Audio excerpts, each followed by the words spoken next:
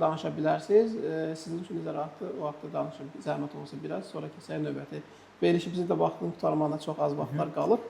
Yəni qısa zəhmət. Karyera ilə əlaqəli. Əvvəlcə karyerada karyera insan doyumu önəmlidir. Bir, buna baxsınlar. Maddi olaraq o karyerada mən doyuma ulaşacağam mı?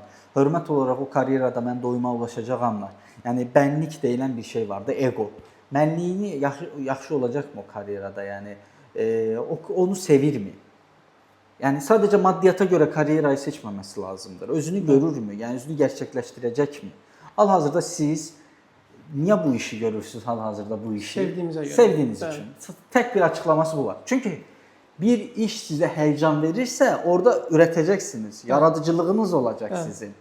Çünki yoxsa əks təqdirdə necə tükənəcəksiniz. Yəni tükənmişlik durumu olacaq sizdə və o işdən məmnun olmayacaqsınız. O işə ayağınız çəkməyəcək o işə getmək üçün. Amma siz hal-hazırda bu iş sizə həyəcan verdiyi üçün kreativ düşünürsünüz, yaradırsınız, bir dəyər yaradırsınız. Ona görə karyera planlaması çox önəmlidir. Karyera planlaması üçün müəyyən testlər var, onu da deyim. Ki bu testlər çox rahat, sadə testlərdir. Bu testlərdən keçə bilərlər. Necə ki o testlərdə özlərinin temperament tipinə uyğun ixtisaslar olur. Bəli. O ixtisasları test nəticəsi belə təbii ki, xəta payları var, amma aşağı-yuxarı belə göstərir. Deyir ki, məsələn sən o testdə 90 sual var məsələn və neçə sual var.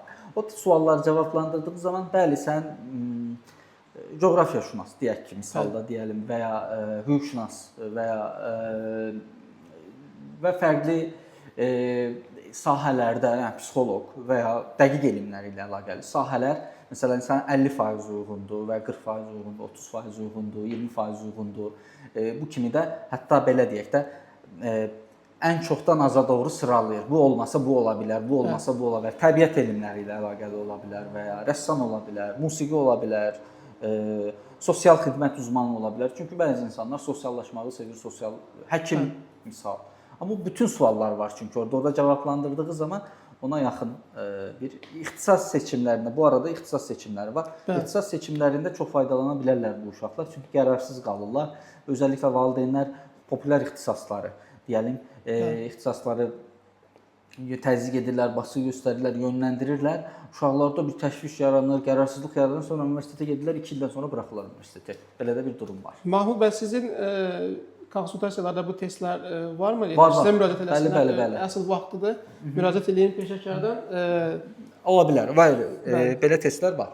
Mütləq peşəkara müraciət edin ki, sonra həyatınız başqa cür sürprizlərlə qarşılaşmasın ki, siz özünüzü tanımalısınız. Atdığı addımları biraz daha informasiyalı şəkildə, biraz verdikləri qərarları bir neçə perspektivdən verə bilərlər də. Yəni ki, heç bir şey dəqiq deyil də, heç bir şey dəqiq göstərici deyil. Bir neçə perspektivdən hərəkət eləyəcək də. Amma bu testlər hansı ki, insan özünü tanımasına səbəb olur. Bəli. Eynən bir informasiya, məlumat verir, qərarı sağlam olur, daha çox sağlam olur belə deyək. Çox təşəkkür edirəm dolğun cavabınıza görə. İndi mindfulness və meditasiya haqqında sualımız olacaq sizə. Gündəlik 5-10 dəqiqəlik mindfulness və ya meditasiya praktikası ruh sağlamlığına nə qədər təsir edir, necə təsir edir? Yəni meditasiya əslində bir anda qalmaqdır. İbadət də bir meditasiyadır. Yürüyüş də bir meditasiyadır. Amma o həqiqətən həzz verirsə meditasiyadır. Bəli. Bildiniz? Yəni sakit qalıb beynini dinləndirmək də bir meditasiyadır. Yəni məsələn deyəlim, sadə bir şey deyəlim. Yolda gedirsiniz. Beyninizdən düşüncələr keçir. Beyninizdəki düşüncələr sizi narahat edən düşüncələr ola bilər. Sabah nə olacaq, iş stresi ilə əlaqəli, başqa